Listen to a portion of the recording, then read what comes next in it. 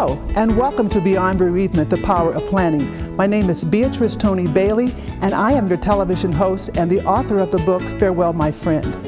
Farewell, My Friend was written as a result of the many lessons I learned while taking care of my late husband. I found out during this very stressful time that it's not a matter of if a person's going to have to deal with these end-of-life issues, but when and who.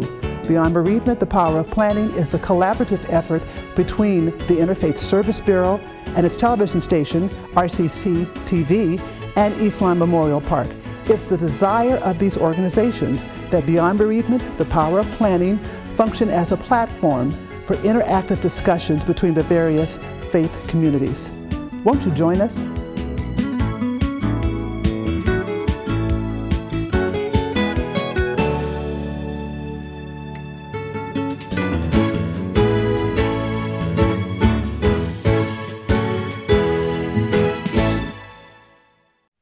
Good evening, and welcome to Beyond Bereavement, the Power of Planning. I'm Beatrice Bailey, and I am your television host, and I thank you so much for joining us this evening. The title of this episode is one that's very near and dear to my heart. I've entitled it, I've Fallen and I'm Trying to Get Up. And in the studio today, we have two people. We have Al Fisher, and Al and I have history, and we have Stacy Dalton, who's with Bay Alarm Company. Al is with Indicare. But I want to tell you how I came up with this episode. As you know, I travel a lot throughout the country, really in other parts of the world, promoting my book, Farewell, My Friend, written by Beatrice Tony Bailey, author, lecturer, now television host. But my concern is that I live in a two-story. So, and the stairs are very comfortable and all that, but I thought, well, what if I fall down the stairs? Not that I'm using that, throwing that out in the universe, but if I fell down the stairs, since I'm now living by myself, and my kids know that I travel a lot, so I'm not always home and things of that sort. What if I fell and I couldn't get up? I mean, that could happen. And even I thought, well, how would I get to the phone? Because the phone is mounted on the wall in the kitchen. I mean, if I'm, I don't know, bleeding out the bottom of the stairs, how am I going to drag my behind over to pull the phone off of the cradle to get help? And how they're going to get in the house because I have an alarm on it, unless they got my neighbor. I mean, all those things, and I thought, well, I can't be just unique in that kind of a situation. So I called up Al, and Al's going to give you a little bit about his history. I called up Al, and I said, what do you think? I mean, I'm looking for someone that could really give me a definition of the different levels of care. And he started laughing. He said, B, I do that all the time. He said, but there's someone you probably want to talk to, and that's Stacy Dalton, because she's involved with Bay Alarm Medical, because there's different devices that you can have that can alert people if you're in trouble. So welcome, Al, to the show. Al, tell me a little bit about yourself. And we go back. We have history. Well, thank you. And we probably should define a little bit of our history, but yeah. I have known B for, what, roughly around 25 years Probably now. About that long. So anyway, and I appreciate the fact that we have this opportunity to chat a little bit about this, because a little over 3 years ago, I made a decision to kind of change my focus in the world. And one of the things I wanted to do was make a difference in our own community. Why? What brought this epiphany? Well, you know, I spent 21 years in the corporate world, and I have to tell you, it was less than satisfying in terms of making a difference and feeling as though I truly had a purpose. So my mom had an experience with home care, and I just had a belief that we could do this and make a difference in our own community here in Sacramento. So that is how this, the idea was born for me to start a home care company.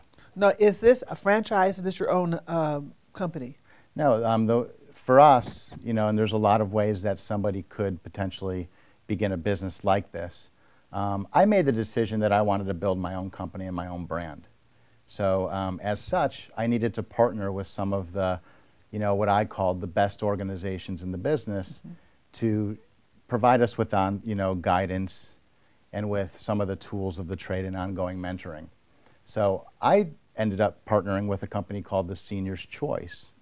And don't they have a booklet or something? I see that a booklet that options or something. Well, you know, I know that the owner of the Seniors Choice, the president, has written a couple of different books. Okay. But with that being said, we wanted to partner with what we thought was the best. The Seniors Choice was a really good fit for us. In addition to that, we're also members of the California Association of Health Services at Home, which oversees from an association standpoint, so education, advocacy for the home care industry. So, and that can include anything from non-medical home care, which is what I do, to home health, which is skilled, and we'll maybe have a chance to define that a little bit later, as well as infusion therapy and durable medical equipment and those types of services, but they happen in the home. Okay. And Stacy, tell us about yourself. Other than the fact she's tall and I'm tall, so she already has 2 points.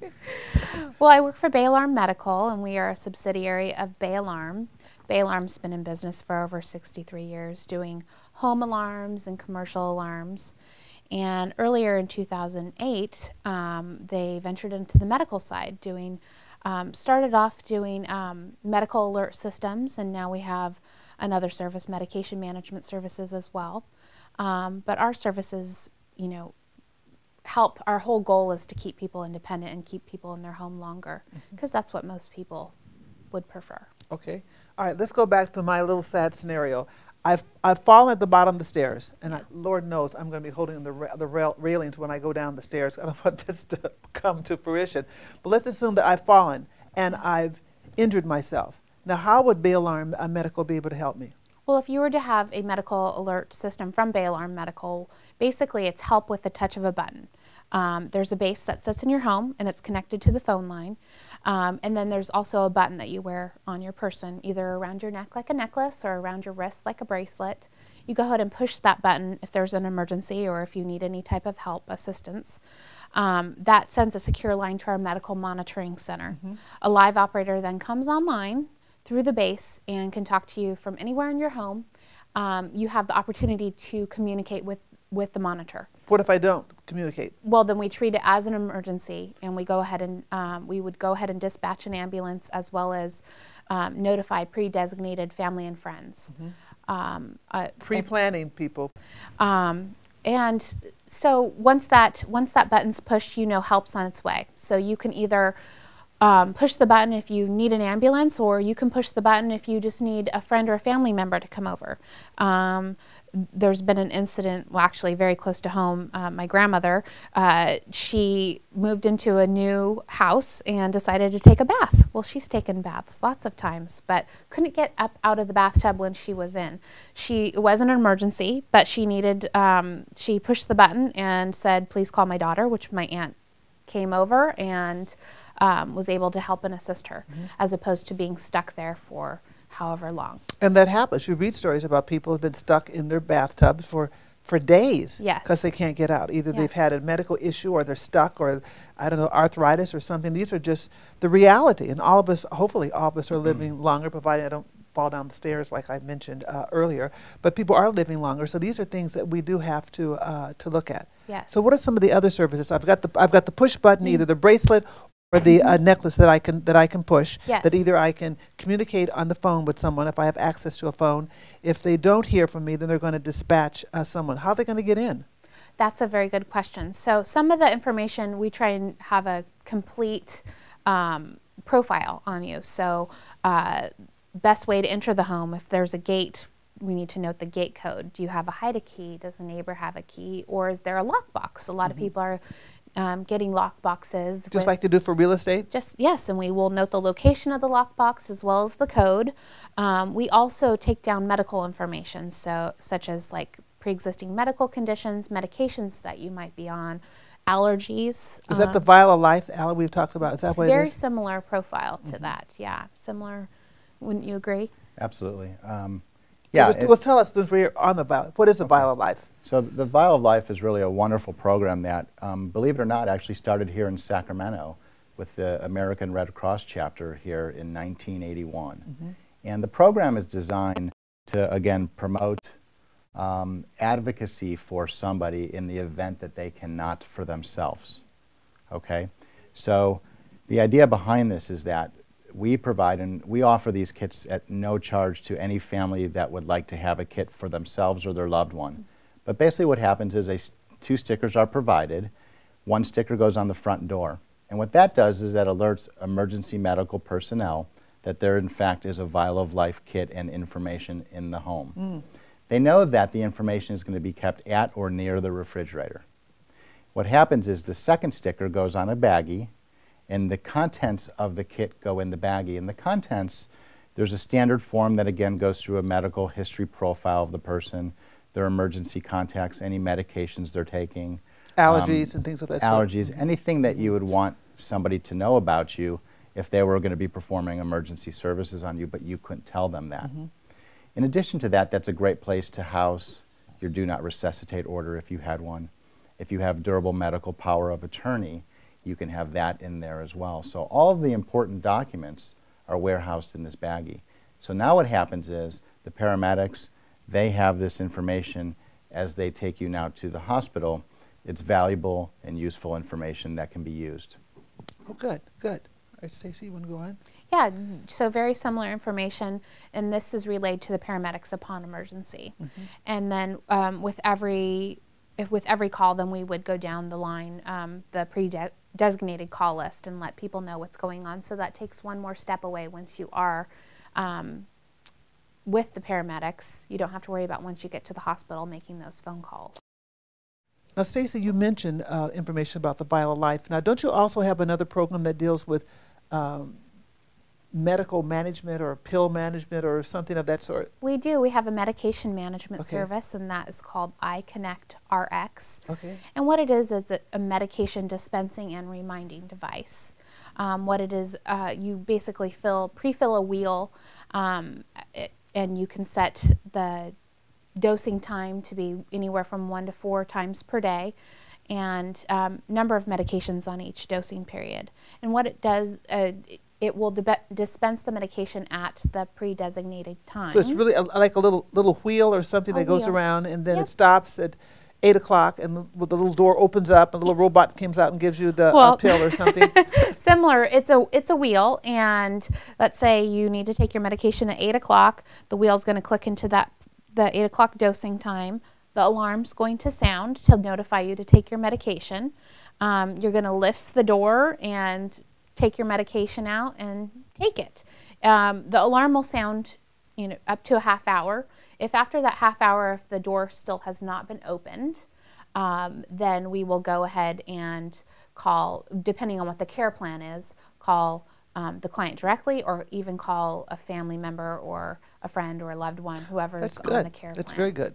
To let them know that the medication has not been taken, and they can either call them directly or just make sure, follow up that medication is taken. So then your next dosing, let's say it's at noon, then that noon dosing is going to click into place. That 8 o'clock dosing is now unavailable, so there's no, you don't have to worry about taking 2 dosings in one sitting, and then you can track how the compliance. Now, how long has this concept been out? I mean, it's really good, because I know I had an elderly aunt that was diabetic, and she had congestive heart failure, and she was a cheating diabetic. So she liked to have her pies and things like that. She'd slide in under the radar and all that. And we'd ask her, "Did you take your medicine?" I think I did. Or maybe I didn't. And then she'd fall out. She'd almost be in a diabetic coma, because of this, that, or the other. So how long has this concept been out? It's over 5 years. This type of device has been available. It is, like I said, a monitored system. It can work standalone as well as in conjunction with a medication or a medical alert system. The one thing to note, though, is if it is insulin that someone needs to take, the insulin is not going to fit into the wheel, but medications in pill form will. Interesting. How large is a wheel? It's about this size. Oh, it's a good size. Yeah, it's a good How many size. pills can you get in? Because, I mean, I take vitamins, I take herbs, I take, not those kind of herbs, but vitamins and things of that sort. I mean, how many pills can go in there? Depending on the size of the pill. I mean, if you have a pretty good sized pill, then The only a fish oil couple one. are going to go in. But I know that 14 pills, normal size pills, can fit in each little slot. So it's really just dependent on the size of the medication. Okay. Yeah. Well, now, Al, you're not off the hook. Now, when it comes to the different levels of care, I am totally clueless. I know there's skilled nursing. I know there's nursing home. I know there's convalescent hospital. I have no clue about the hierarchy of what you do, where, or is it progressive? So school us. Okay. So let me try to demystify this for you. Please. So what we start off in, and I'm just going to, if you can think of a spectrum of care, because really there is this spectrum or continuum of care. So I'm going to go all the way to the far left. And that's where we have what is, I think, considered independent living. So that can take place in a variety of settings. It can take place in the home. It can take place in an independent living community. So what that is, it's very similar to an apartment complex that caters to adults that are traditionally, and there's two types. There's some that are 55 and older, and there are some that, and those tend to have a little bit less services in terms of, as an example, meals that are prepared in a dining room setting, activities. Those are traditionally not a big part of the 55 and over community Yeah, because setting. at 55 and older, they're still pretty Very active they're adults. sprightly seniors. Very active adults still. And then what you have is you have the other side of independent living, which is designed for those that maybe need a little bit more. So activities that are developed, so a very robust activity schedule, exercise schedule, and then typically meals that are provided for on site. So that would be breakfast, lunch, and dinner. All their meals don't have a little kitchenette? In all of the homes or the apartments also have kitchenettes. So as an example, if I don't like to go down to breakfast, and some of the communities breakfast might not be offered, I can still make a piece of toast and be very comfortable doing that in my own apartment. So this is kind of the independent world that you have there. Typically, in all three of those settings, non-medical in-home care can participate, okay, to allow somebody to stay in that type of environment longer. Now, explain to our viewers what non-medical in-home care is. I mean, we kind of know what it is, but we want to demystify this. So Okay. tell us exactly what that And then means. just let's make sure we bring me back on track, though, so I cover what the I'll next... do the best I can. Okay. Stacy, help us out here. So non-medical home care is, myself, my company, or companies like mine, we provide a service that, and I always like to break it down into kind of two areas that we provide support for families and a family member. It's non-medical, so we do not provide nurses that are providing nursing care, okay? But what we do is typically anywhere from, a few hours a day all the way to 24 hours a day, 7 days a week, we can provide those types of activities such as homemaking skills. So those might be things along the lines as meal planning and preparation. It could include transportation to a doctor's appointment, to the pharmacy, to the grocery store, and et cetera. It would include things like making sure that the house is kept clean. So we do, light housekeeping, keeping the bathrooms and the kitchen areas sanitized, right? Because we want to make sure that those are clean and free of clutter. And we can also do light laundry so that someone isn't changing a bed sheet So and doing basically, the you laundry. keep the overall household running. That's right. Yeah. So those are the homemaking side of what we do. And then on the other side, we perform activities of daily living. These are things like bathing assistance, making sure that somebody is safe when they're taking a shower. Sometimes it's not the fact that I don't want to take a shower, it's that I don't feel safe getting in and out. Well, there's a high percentage about falls. I think you've got some statistics regarding falls. And then my chiropractor or someone told me that the number of people that die from falls, it's much larger than you would think it is. And then the other problem, he told me as far as women are concerned, a lot of women don't have a lot of strong upper body strength, is that like 70% of the women over the age of 65 that fall die. I said, from the fall? No, from pneumonia, because they don't have the strength to move and turn and their lungs fill up. Yeah, I mean, the statistics around falls are quite devastating. So back to the activities of daily living, bathing assistance, dressing assistance. I might have difficulty putting on my socks and my shoes or buttoning buttons. Feeding assistance, toileting assistance, transferring assistance. I might have difficulty getting from a sit position to a stand and vice versa. So those are the types of support services that a non-medical home care company can provide. And again, anywhere from a few hours a day all the way to 24 hours a day, 7 days a week. And there's probably a cost difference between a few hours a day to 24 hours a day. Well, and there are, and there's different levels of care, different skill sets that are provided for based on, again, a plan of care that would be developed specifically for the individual. Okay, so we've got the person who's able to be independent, more or less. What's the next step? I mean, as far as actual care. Okay. So on the continuum of care, then the next place we would go is to where you have assisted living. Now, assisted living comes in a couple of different formats. It can come in a format that is similar to that world of independent living, where you have, kind of a big complex, many apartments, a large staff, but now they're providing assistance with things like bathing, medication reminders, and administering of medications. Again, a lot of activities, and the ability to get people to and from. So again, this becomes a choice for people in terms of the type of environment they want to live in, because they could do it at home, Right. but some people might say doing it in assisted living, it's a better fit for them because of the fact that there's a lot more socialization that could be there. And maybe easier on their family as well. It could be. In some cases, home is the right answer because, you know what, I've lived in my home for a long, long time, and I want to remain there. So we try to work with families to make sure that they understand what these options are. Then outside of assisted living, you also have board and care. And board and care traditionally is a house that is in every neighborhood in America, just about, and it looks just like any other home in that neighborhood, but it's designed to care for the elderly. Traditionally, 6 people can reside in that home. And you would either have, a single bedroom, or you might occupy a bedroom with someone else, 2 beds. You'd have a companion. And then what happens is there's a caregiving staff, and they would oversee care. So they would, again, cook meals.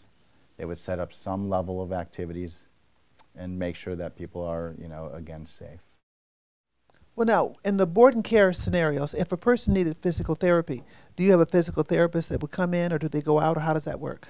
It really depends on the person. Because whether it's any of the environments that I described, if someone is considered more homebound in nature, then there is physical therapy that will actually come to the home. And again, what we promote in the in-home care environment, in the home care environment, is that our caregivers work with the physical therapist, who will traditionally provide about 2 days a week for 1 hour each visit of physical therapy. Our caregivers, however, get trained and go through the exercises that are approved by the physical therapist. And then those are the exercises that we work with the family member on the days that the physical therapist isn't there, with the goal of promoting the highest amount of continued exercise to gain strength. Now, how are these board and care facilities determined or certified? Obviously, they're certified, but who does the certification? Do you know that? There is a certification process that they do go through, because they are licensed by the state of California. And that license differs from an assisted living, okay, in terms of what they're allowed to do and not allowed to do, how much staff they're required to have, the makeup of the building itself, and the safety features of the home. So each of those go through a unique process to become licensed in the state of California. Okay. So we've talked about services in your home. We're talking about services in a semi-home, board and care. We talked about assisted living. Now, what are skilled nursing and convalescent homes? Are they kind of somewhere in between? Yeah, so, and again, it's interesting. I don't know if you remember the commercial that this isn't your father's Buick anymore. Right. Okay. Well, there is this belief that there's this convalescent home. And most people would probably suggest that they never want to go to one of those as a place that they're going to, stay for the remaining days of their lives. Skilled nursing is a very valuable component of the continuum of care, because skilled nursing provides the ability for someone after a hospital stay or an illness or injury to rehab. Oh, okay, for the rehab. So if I have knee replacements, both my knees, I go and get little bionic knees or something, I would perhaps go there and do my physical therapy and things of that sort. Exactly. So you're going to be there for the process of rehabilitation. And here in Sacramento, we have wonderful, wonderful skilled nursing communities. Some of the skilled nursing communities will actually provide custodial care. And custodial care is for somebody who We talked about insulin a short while ago. So if somebody is insulin dependent, sometimes in these other environments that we spoke about, insulin is it's a difficult thing those environments at times struggle administering insulin. Mm-hmm. So in a custodial environment in skilled nursing, that would be something that could be done because it's nursing. So again, it's a continuum of care that's provided for people, and I think that, again, there's not a right or wrong decision. It really is what's great for you might not necessarily be great for me. But how would I know? Is there determination if you have a this, then you go there? How's the determination made? Some of it's driven by, if you have a medical condition or some type of crisis. But what we always talk about with families, and we really love when a family calls us prior to being in crisis mode. Being proactive, there you are. Okay, and to really understand what your options are. Okay, for an example, maybe mom or dad or aunt or uncle, our loved one is struggling a little bit, and so we make a decision that home care is a wonderful choice for them. However, that at some point down the road could change. So I think that is a wonderful time to understand that there are other alternatives and options, and really have the lay of the land outlined for yourself and your family, so that way, again, if crisis were to happen, you're not at that mode of, we've got to do something right now today, and you might make a decision that wasn't as thoughtful. Right, or as complete. And also, I would think that if you do it when you're not in a crisis mode, you can get input from the person at hand. So if I reasonably have my faculties, and goodness knows it changes from day to day, but if I reasonably have my faculties, I'll be able to make an informed decision because I know what all the options are. Yes, I want to go to this place where it's very, very independent, and I can play bingo or join the Red Hat Society or whatever I want to do, or no, I don't want to do this. Knowledge is power, so it's important that you do know what your particular options are. And that's a wonderful point, B. Yeah. One of the things, because I made it, that's why. One of the things, if we have a second, that I always like to talk about as well, as it relates to home care, because you had asked the question about the board and care and about assisted living and the licensure that they have, and what designates what's the difference between the two from a licensure perspective. Home care is a very interesting thing, and we really work hard to try to educate families. Okay. Home care in the state of California is non-regulated. It's not? It's non-regulated. So as an example, somebody could go out there and start a home care company just by going out and getting a business license. And then I can place a caregiver in somebody's home, your loved one's home. Interestingly enough, the state of California was working really, really hard to pass legislation about 2 years ago that unfortunately did not make it all the way through the process. Some of it due to budget concerns with the state of California. As such, really, a wonderful thing that happened was the California Association of Health Services at Home, who sponsored this legislation, said we should still offer a minimum standard certification for home care, because it's a true test of the fact that certain things that are important to a consumer when purchasing home care for a loved one. Because it's frightening. Suddenly you have people rummage around in your house, literally or figuratively, and you don't know if they've been certified, you know nothing about them. You're leaving them there with your loved ones or whatever. That would, because they gave me the heebie-jeebies before we went to who we went with. So Sure. That would be a concern. So, so we believe in this certification that took place with the California Association of Health Services at Home. Believe it or not, there's roughly about 90 home care companies in Sacramento. Today, at this point in time, there are 9 of us that are certified. Okay, that's scary. Okay.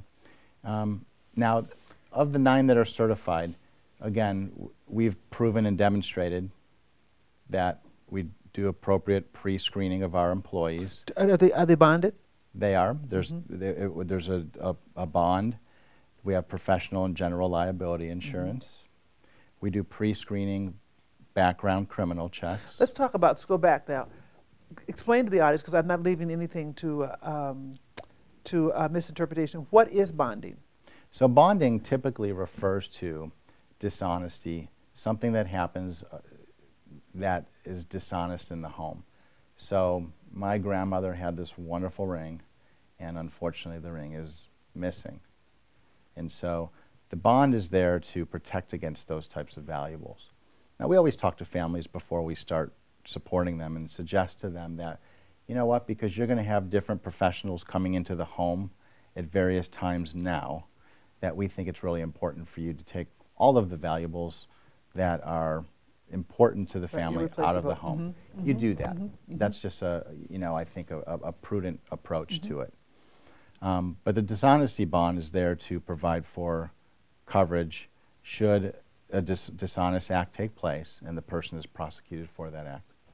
Well, that's important. And so 1 out of 9 companies here in town have that. You happen to be one of them.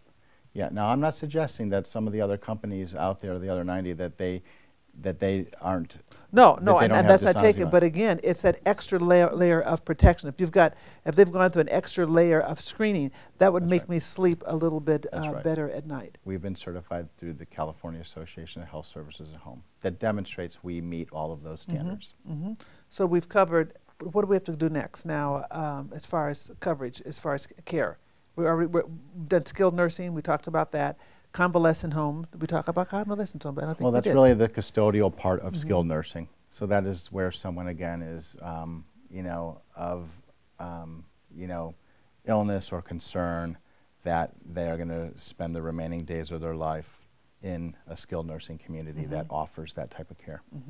Now, the skilled, those convalescent or skilled nursing, I'm kind of messing it up, but those facilities that you just mentioned.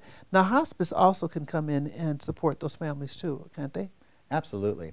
Hospice actually can support somebody in many of those environments that we spoke of. Absolutely, in a home care environment, would hospice come in and provide support for somebody, you know, with all of the end-of-life types of support.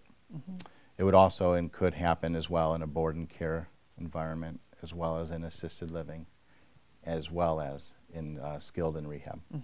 Because we learned in a previous episode, everyone is eligible for hospice benefits. They just have to kind of find you, support you the best way that they possibly can. They can support you.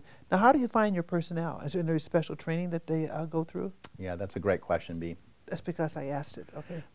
We're really proud of, you know, our training program, our unique process for how we actually, you know, pre-screen and hire employees. Interestingly enough, when I first started in this industry, you know, people didn't know us. But we actually have a lot of our current caregivers that have worked for us for periods of, you know, for a while now. They refer us to people that they know who are in the industry. And we also get caregivers who are really great caregivers that come to us because they've heard about our company. Well, that's good. That's good. So we're finding that we're spending less time doing, you know, the more traditional methods for seeking out those best, you know, the best caregivers here in Sacramento. And they actually come to us and apply for employment with our company. And then we go through a very extensive process to bring them on board.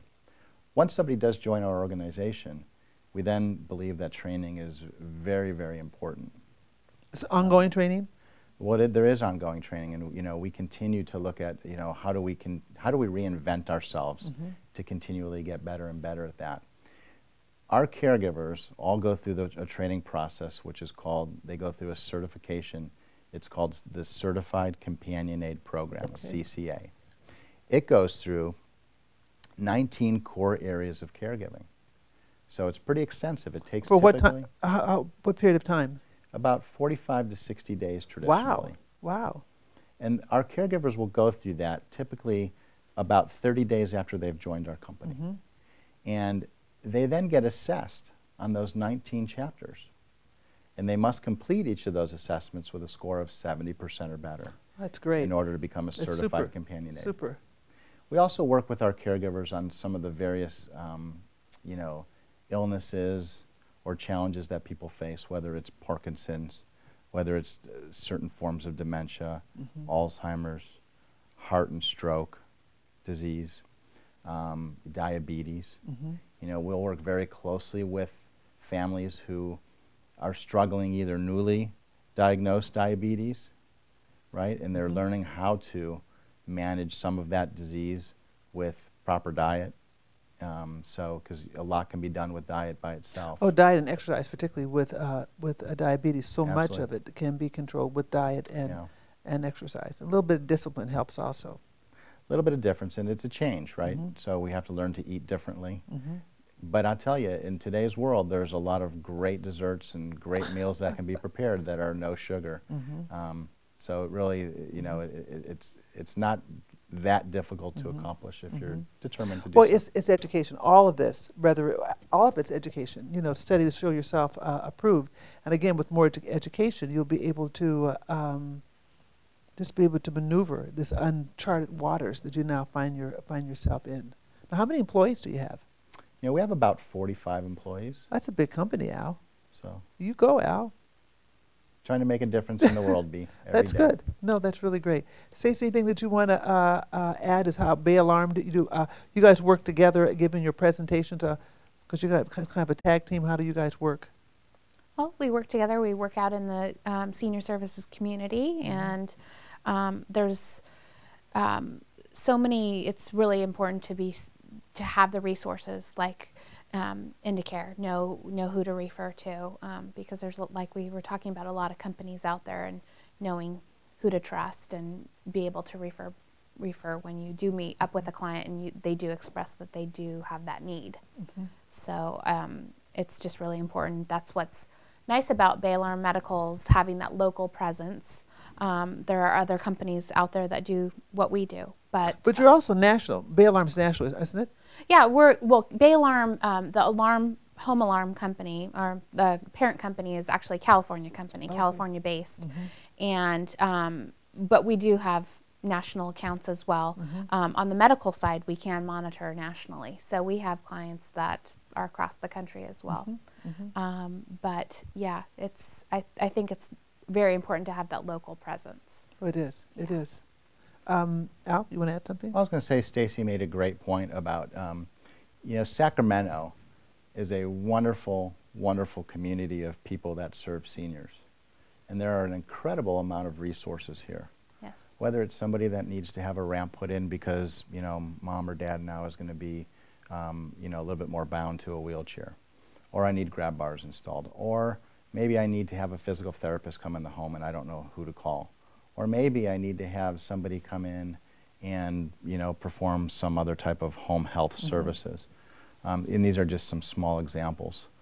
There's a great community of people here working in Sacramento with the goal of providing dignity and, you know, support for the senior community so that people can age gracefully. See, and I think that's particularly important because as you get older, there is that loss of dignity.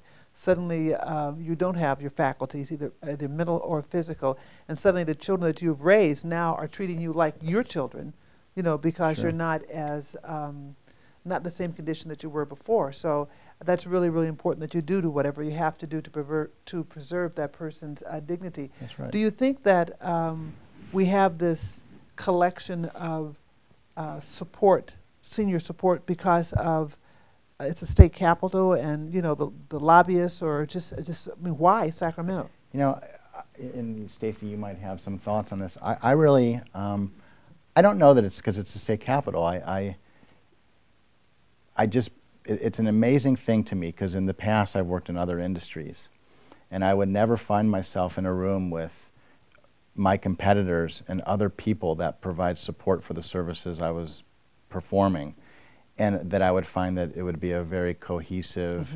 collaborative group where we would all want to work together. But this industry is one where I find that for the most part, the people in it are really genuinely trying to make a difference in the lives of seniors. If somebody comes to me and they approach me because they're looking at home care, but through the assessment and the discussion, there's a possibility that maybe assisted living might be a good solution for them. It's my obligation, I believe, to make sure that they have all of the proper knowledge and resources to learn more about assisted living. Because at the end of the day, it's not about us, It's about the families that we serve. Well, see, and that's wonderful because you're doing the right thing. You've taken the high road, particularly in this tough economic times that we find ourselves in. It'd be a lot easier for you to, oh no, you need to do in-home care and I've got people for you. But if you do the right thing, and I always have believed that you do the right thing, then you'll get your bite of the apple. You absolutely will get your bite of the apple. So my hat's off to you in that regard. Thank you.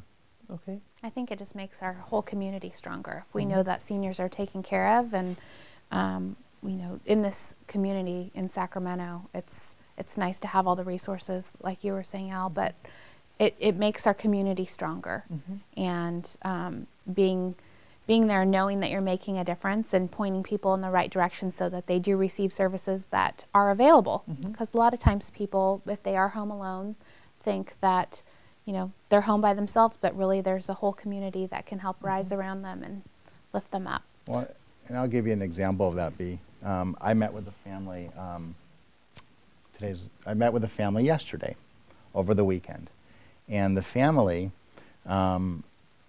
desperately wanted to keep Mom at home, but Mom was on Social Security and had limited assets. Okay. Through our discussion, we talked a little bit about the fact that her deceased husband was a veteran of World War II. And as such, there potentially are some benefits that she is entitled to based on this fact. So we provided her with a resource that she can follow up with and start to go through the process of determining whether or not she can qualify for that benefit that she might be entitled to, which would financially support her in the endeavor of potentially having somebody either come in the home to support them or in one of the other communities if they chose to go that route as well. Wonderful. Stace? Yeah, there's lots of different resources out there, and I think that basically what I find so interesting about my job and my career is that with this position, it's nice because I get to really see the difference that our services can provide in keeping someone not only home, if that's what they wish to have happen, for longer. We want to keep people at home longer, as long as that's what they would like. And I know that sometimes that there is that fear of moving on to a higher level of care, but providing the resources that can help educate them. I think that's important as well. But I think, someone that can stay in their home where they've been there for a number of years, obviously feeling the most comfort there, with a little bit of assistance, and some people need more assistance than others, then it's definitely available. Well, that's important. Now, in your mind, what are some of the really big misconceptions associated either with the alarm system or with the various levels of care? I think, well, the biggest misconception that I find is people feel that they're not ready for our service yet, and that I can completely understand why someone might think that. Typically what happens is people come to us when there has been an incident or some type of crisis. And I would definitely encourage someone to plan ahead and put these systems in place so that if there is some type of an emergency, you have that available. You're not going back after there's been an incident and trying to prevent the next one from happening, or I guess what I'm trying to say is if there is some type of, our system is not going to prevent a fall, but it's going to provide the most rapid response if there is some type of fall or medical emergency. And didn't you have some statistics associated with falls? Yeah, I mean, it's very startling. 1 in 3 people over 65 are going to fall. And every 18 seconds, someone is admitted into an emergency room because of a fall, an older person. And then this is even more startling. Every 35 minutes, someone will pass away from a fall-related injury, an older person. So and it's older very changes. I mean, older used to be like 40, 50, not too much anymore. It really can happen to anybody. Falls can happen to anyone. And it's all about fall prevention and simple things that you can do in your home to prevent falls. I mean, do you give education on that? I do. Something as simple as creating a clutter-free environment, and also, doing simple things like getting your eyes checked every year, Also managing your medication, making sure when you do receive a new prescription that your medications match and they don't they mix well together, because sometimes one and one does not always equal two. There's a lot of different things that you can do. I mean, something as simple as getting rid of area rugs, which are, you know, typically in the bathroom. Right, And right. that's typically where people fall. Or and the kitchen. Or in the kitchen. Bathroom, you're usually, even if you live with someone, you're usually in the bathroom alone, and there's no usually a phone or easy way to get in touch with And somebody. there's glasses and there's hard stuff to hit your Stuff, head on slippery. and stuff like that. Yeah. Yes. So it's just the little things about thinking about things a little bit differently.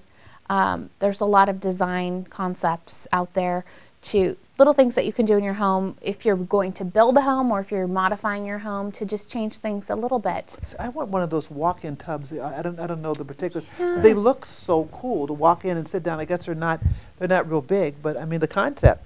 And the concept is not. I've had talked to a lot of people about them. They're not just the little old ladies that are doing it, little old men. They're younger people that would want Sure. that particular concept. I think it's a lot about preparing, and if you're going to be living in a place for a while, and preparing about living in that home for a longer period of time. It doesn't have to be, you know, grab bars and everything don't have to look very institutional. There's lots of designer grab bars out there right now that really blend in with the bathroom, and just making everything more user-friendly. Right, because I know there's some kids that want their parents to come and live with them. Yes. You know, and that's nice. I tease my son because when he built his house, he and his wife, there's a room downstairs with a bathroom. But I said, you know what? That room's right next to the kitchen and the laundry room. I think those are maid quarters, so so it's not anything I'm interested in anytime soon. But again, that is something that to look at. But a lot of us want to live independently. Yes. And that if we want to live independently, we've got to look around and see what options are available that will allow us to live independently. And that's tough to give up that independence. Well, a lot of people decide to use our service not for peace of mind for themselves, but peace of mind for their family members or their children who may live across the country, knowing that mom or dad is going to be okay if there is an emergency, that help would be on the way. It sounds like a great Christmas present for your holiday present for your parents. I agree. Anything you want to add, Al? No, you know, I would answer the question, because when you asked the question, you know, what are some of the misconceptions? Right. And, you know, from my perspective, we a lot of times will see that an aging adult might view having a caregiver in their home, even for a limited, you know, amount of hours, limited amount of care, as something that is a loss of independence for them. And what actually ends up happening shortly after that relationship is developed between the caregiver and the family member is that they actually find that their independence increases, because they're now able to do things that they maybe had felt less comfortable doing alone, or you know, participating in certain events. They now find it more enjoyable to do those types of things by having this caregiver with them. And plus you've got the companionship. There's so many people that basically are very, very lonely. They're very, very isolated. But suddenly if I know that Hazel or Jim are coming over, you know, this afternoon, well, I better get up, put a little makeup on, you know, and while I'm here, maybe you'll help me bake Christmas cookies or whatever. I mean, Right. it will give you, I think, additional purpose in your life as well. I think so. We've seen that for sure. Okay.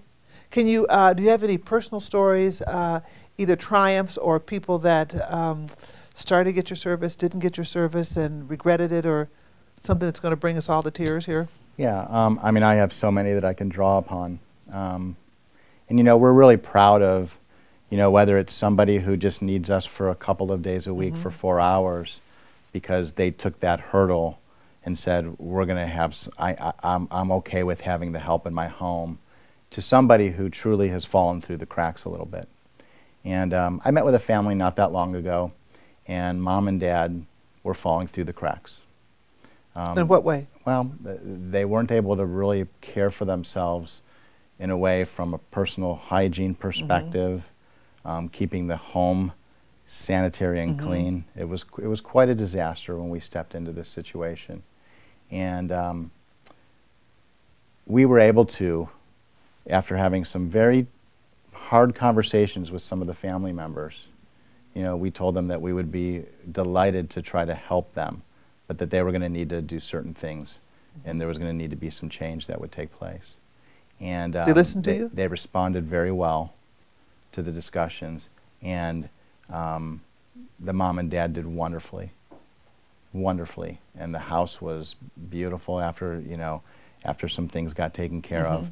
And we had a woman who was basically in her bed for, prior to us getting there, about 4 weeks without getting out of bed because of pain.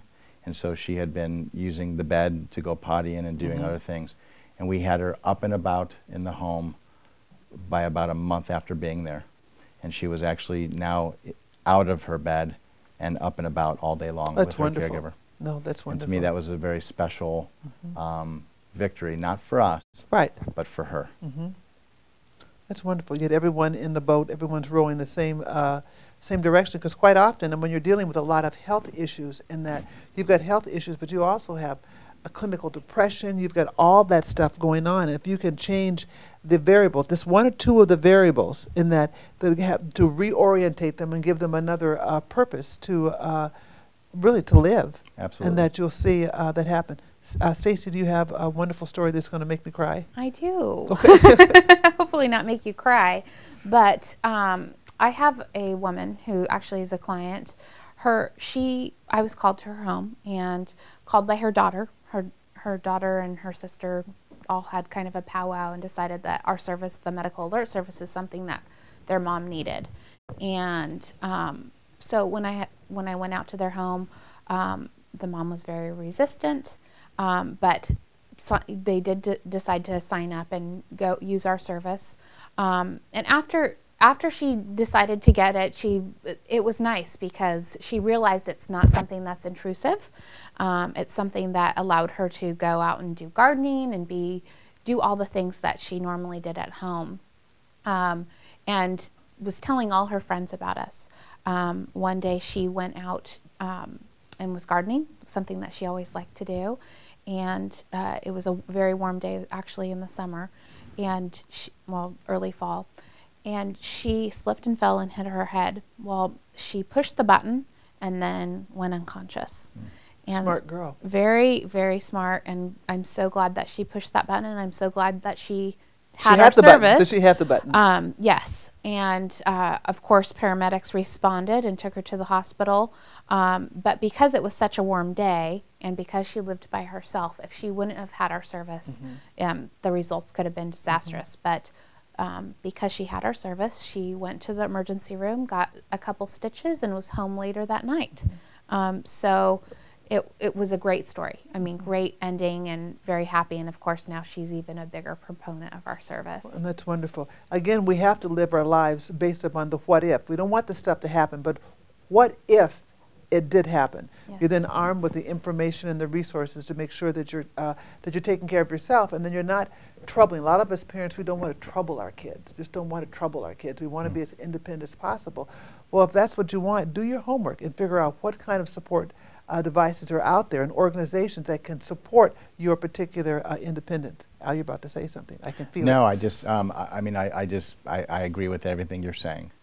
I don't think there's ever a time when you can be too prepared and have too much knowledge about tomorrow and what could happen. We spend our whole lives preparing for a rainy day, for the next job, for retirement, right? We spend all our life preparing for those things, yet we tend to kind of put under the rug the discussion or the preparedness of long-term care.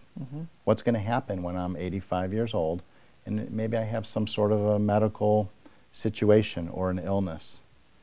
And who's going to take care of me? How is it going to be paid for? So I think you're right on. Right. It is important because people are living longer. I mean, they're living longer. And so we've got to look at those particular offerings. We had a presentation on long-term care, and what the expert stated, he said, if you didn't do anything else, get long-term health insurance. I gave a presentation to one lady, and she says, well, I don't have long-term health insurance because I have a pension. Well, that's fine until those medical bills start hitting you. And I don't care what kind of pension that you have, it's going to eat up, the medical bills are going to eat up your pension, because even with that, you still would have life expenses. You've got a house, you've got a car, you've got whatever. So long-term health care is something that I strongly suggest, and it's something that it's like any other insurance, as I learned, the younger that you are when you take it out, the lower the premium is. So you have to live your life. I mean, you want to live your life and enjoy your life. You want to live today but prepare for tomorrow. Sure. And it also provides you and your family with the opportunity to then make decisions that are decisions based on, again, what is right for you, as opposed to decisions that are driven by financial implications. In other words, I would love to stay at home, but I need 24/7 care. Well, in order to do that, there's a financial implication to that. And so somebody who has long-term care that provides for that type of safety net now can do that, and that can be a choice that they can still have versus not being able to do so. Absolutely.